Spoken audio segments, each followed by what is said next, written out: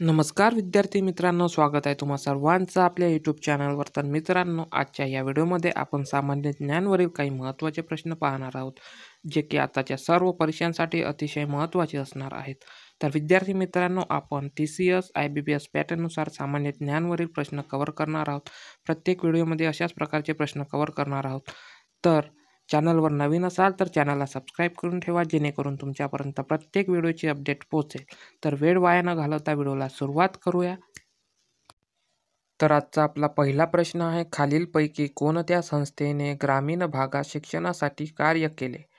Option क्रमांक ए मराठा विद्याप्रसारक संस्था, बी Rayat Shikshan Sanstha, C Shivaji Maratha society, D यापैकी काहीही नाही. या प्रश्नाचं बरोबर उत्तर आहे ऑप्शन क्रमांक बी रयत शिक्षण संस्था. त्यानंतर आहे पुढचा प्रश्न क्रमांक 2, ख्रिस्ती मिशन यांनी सुरू केलेल्या धर्मांतर प्रक्रियाविरुद्ध सर्वप्रथम आवाज उठवला ते कोण होते?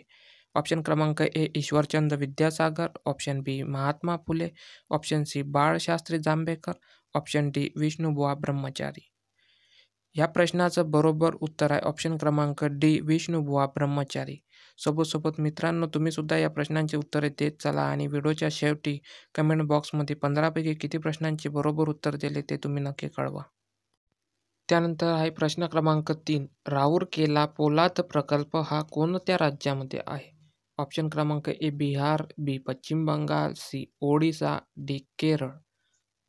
या प्रश्नाचं बरोबर उत्तर आहे ऑप्शन क्रमांक सी ओडिसा. त्यानंतर प्रश्न क्रमांक 4, खालीलपैकी कोणत्या शहरास जुळी शहरे संबोधले जाते?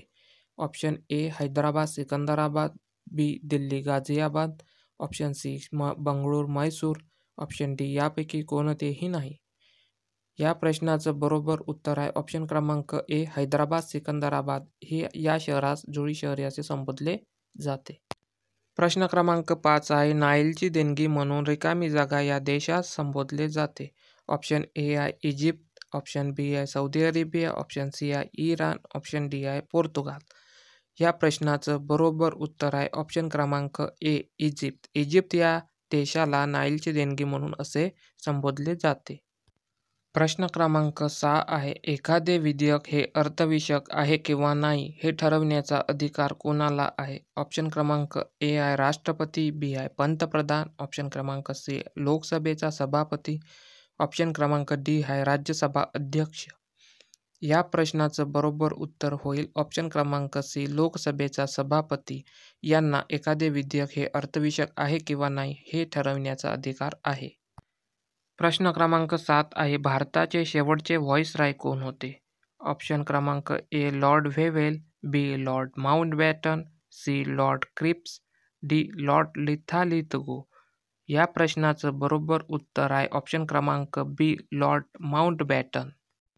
त्यानंतर आहे प्रश्न क्रमांक 8, औंढा नागनाथ हे एक ज्योतिर्लिंग आहे, यालाच कोणत्या नावाने ओळखले जाते? ए आहे दारुकावन, बी आहे अरण्येश्वर, सी विसोबा, डी सिद्धेश्वर. या प्रश्नाचं बरोबर उत्तर होईल ऑप्शन क्रमांक ए दारुकावन. त्यानंतर पुढचा प्रश्न आहे, आधुनिक मराठीचे जनक कोण आहेत? ऑप्शन ए आहे प्र के अत्रे, ऑप्शन बी आहे गोपाळहरी देशमुख, ऑप्शन सी आहे शिवरामपंत परांजपे, ऑप्शन डी आहे विष्णुशास्त्री चिपळूणकर. या प्रश्नाचं बरोबर उत्तर होईल ऑप्शन क्रमांक डी विष्णुशास्त्री चिपळूणकर.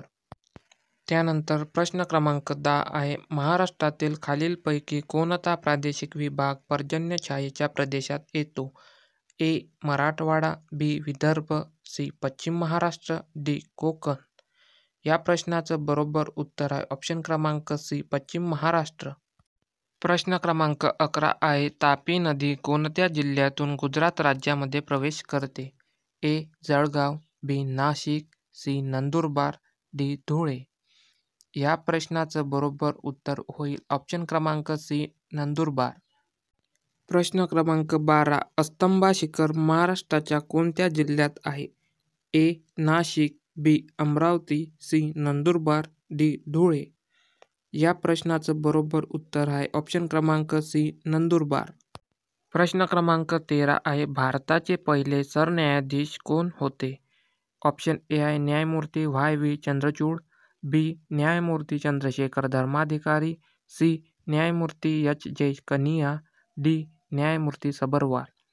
या प्रश्नाचं बरोबर उत्तर आहे ऑप्शन क्रमांक सी. न्यायमूर्ती एच. जे. कनिया. प्रश्न क्रमांक 14 आहे. महाराष्ट्राच्या उत्तरेस रिकामी जागा पर्वतरांगा आणि त्याच्या पूर्वेस रिकामी जागा टेकड्या आहेत. ऑप्शन क्रमांक ए आहे सह्याद्री आणि नंदुरबार, बी आहे सातपुडा आणि गाविलगड, सी आहे बालाघाट आणि भामरागड, डी आहे गाविलगड आणि महादेव. या प्रश्नाचं बरोबर उत्तर होईल ऑप्शन क्रमांक बी. सातपुडा आणि गाविलगड. प्रश्न क्रमांक 15 आहे. खालीलपैकी पुणे विभागात सर्वात उत्तरेकडील तालुका कोणता? ऑप्शन क्रमांक ए आहे जुन्नर, बी. मावळ, सी आहे मेढा, डी आहे चंदगड. या प्रश्नाचं बरोबर उत्तर होईल ऑप्शन क्रमांक ए. जुन्नर. या 15 प्रश्नांपैकी तुमचे किती प्रश्नांची उत्तरे बरोबर आहेत हे कमेंट बॉक्समध्ये नक्की कळवा. अशाच नवनवीन व्हिडिओसाठी चॅनलला जोडून राहा. चॅनलला सबस्क्राईब करून ठेवा.